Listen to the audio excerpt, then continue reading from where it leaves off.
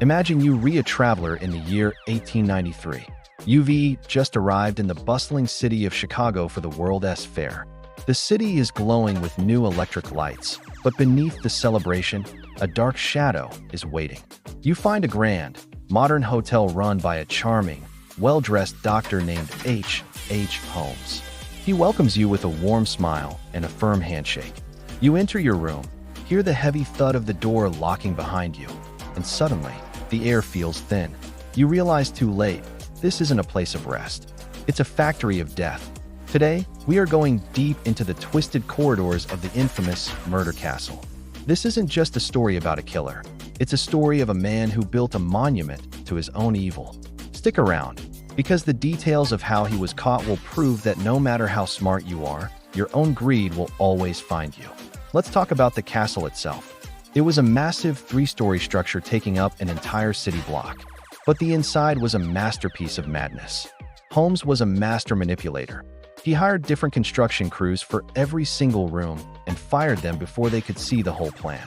Why? Because he was the only person alive who knew the secret map of this building. The second floor was a labyrinth of horror. It had soundproof rooms lined with iron plates to muffle the screams of his victims. Some rooms had hidden gas jets connected to a control panel in his office. He could sit comfortably in his chair, puffing on a cigar, while he slowly turned a valve to suffocate a guest in room 204. There were stairways that led to nowhere, trapdoors that dropped into darkness, and hallways that turned into dead ends. It was designed to make you feel lost, panicked, and completely helpless. But the true nightmare was hidden in the basement. Holmes had installed a corpse chute, a secret slide hidden behind the walls that ran from the upper floors directly to the cellar. After he murdered his victims, he would slide their bodies down to his laboratory. This basement wasn't a storage room.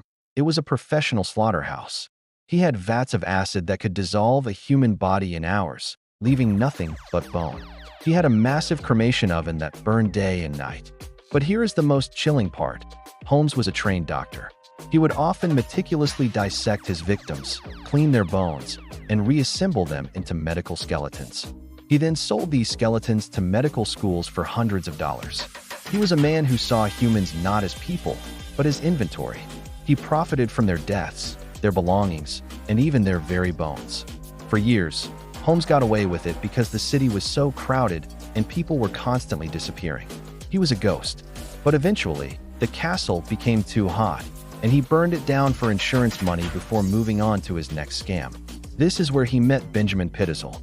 Holmes convinced Pitezel to fake his own death to collect $10,000 in insurance money. But Holmes didn't want to share. He actually killed Pitezel, and in a move of pure evil, he also murdered 3 of Pitezel's children to cover his tracks. He thought he was untouchable. He moved from city to city, changing names and faces like a shapeshifter. But while he was a master of murder, he was also a petty thief. This is the part that sounds like a movie. The man who built a murder castle and killed hundreds was eventually caught because of a horse. While running a scam in Texas, he stole a horse and failed to pay a small debt. He was thrown into a local jail for horse theft. While sitting in a cell, he made a fatal mistake. He bragged to his cellmate, a train robber named Marion Hedgepeth, about his insurance fraud schemes. Hedgepeth, feeling cheated by Holmes later, decided to speak to the authorities.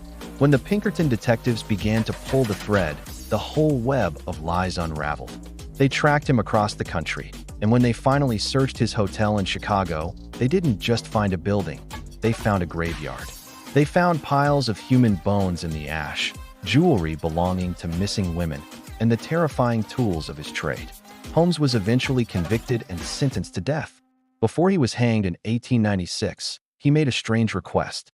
He asked for his coffin to be encased in 2 tons of solid concrete. Why?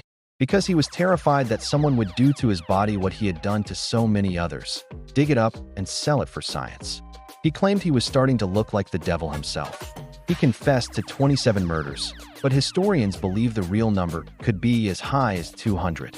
The charming doctor who thought he was a god died at the end of a rope, all because he couldn't help himself from being a petty thief.